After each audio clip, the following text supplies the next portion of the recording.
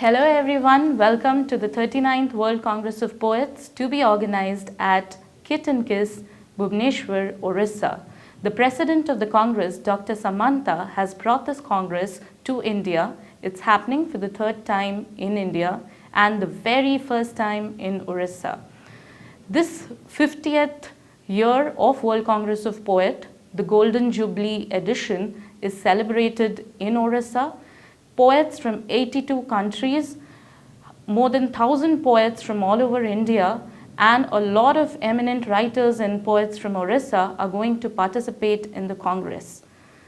This Congress is also special because it is observing the 150th birth anniversary of Mahatma Gandhi, and it is based on the theme Compassion Through Poetry, and to realize the importance that poetry actually transforms. Poetry is the soul, poetry is life.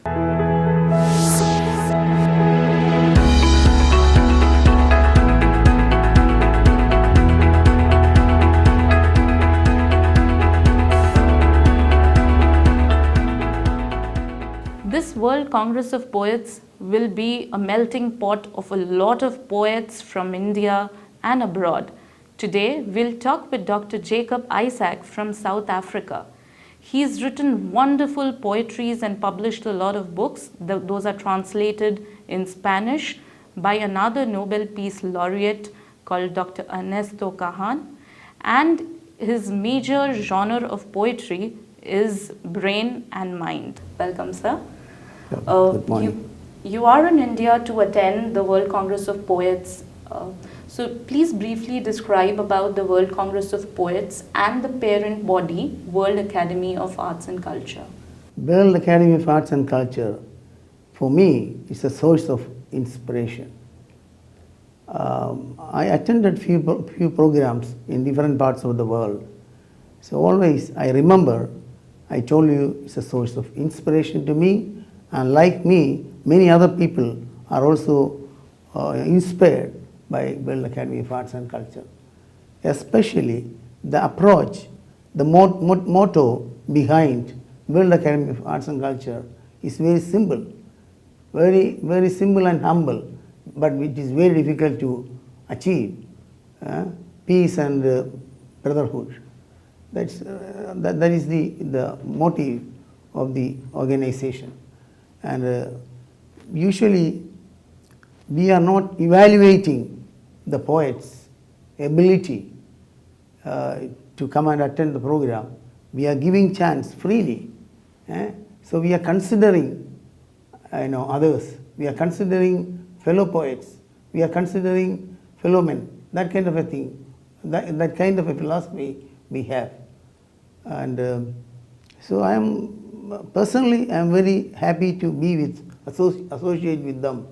And the programs are always inspiring. Right. This is the 50th year of World Congress of Poets, and this will be the Golden Jubilee celebrations of World Congress of Poets too. Mm-hmm. As an important member of World Congress of Poets, how do you think the World Congress of Poets fits into this materialistic world? Because poets are always considered to be living in idealistic world. But poets are nowadays poets are living in this world, living the society, and we are influencing the personalities, changing, transformation of the personality. The most important, the powerful equipment is word. Most powerful thing is word. Word was God. So we are using the word to change a personality. Changing a personality, maybe you can teach 1 hour, but one word is enough to change a personality. So poems, nowadays, poems are very influential. Even olden days also, poetry is influencing the people. Like Robert Frost influenced our Jawaharlal Nehru. Miles to go before I sleep, and miles to go before I sleep. That was a source of inspiration to his life. So poetry has got a lot of things to do with the society and transformation and happiness. You can keep always as a light in your mind two lines. No matter we will walk the walk, no matter cross the bridge of age. That kind of a source of inspiration is there. So poetry has got a lot of things to do in the society. So inspiring, sir. Have you attended previous editions of World Congress of Poets? Yes, I attended few more, 4 or 5. Do you have any special memory from any of the congresses, maybe those in India? Malaysia, I attended Malaysian program, World Congress of Poets. It was a very, very amazing program. Arrived from the different parts of the world, and even the Malaysian people also attended the program. It was inspiring. Right, sir. So you've reviewed preparations for the 39th World Congress of Poets that's going to be organized in Kit and Kiss. So do you have anything to say about our preparations? It was amazing. It's amazing. Several occasions, I had a small doubt, in fact. You all are keeping quiet, just wait, I will show you, like that, because everything was arranged properly. That I realized later. Everything is controlled by a great person and his insight, Dr. Great Samantha. And here I have to say a great word about Nikita as well. Nikita was very quiet, but you were doing things very well, convincingly well, and organized everything wonderfully.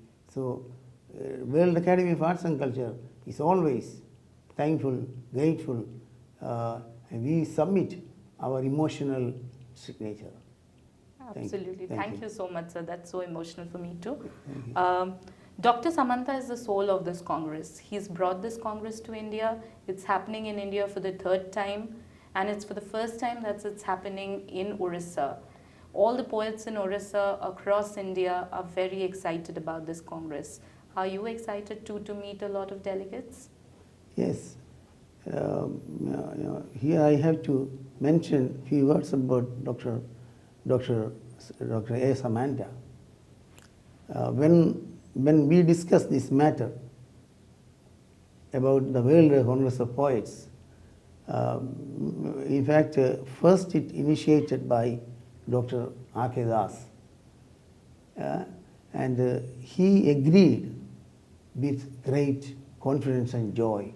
He has a feeling that there also he is doing a great thing with his great commitment. The great commitment to the society. He got a feeling that with the poets and poets' world, also Dr. Samantha is contributing something. Through poetry, he also believed that there is a possibility for peace. And I really respect the great soul, very wonderful person, changing the nation, changing the future of the nation. I am grateful to him. Right, sir. Do you have any words for our young poets?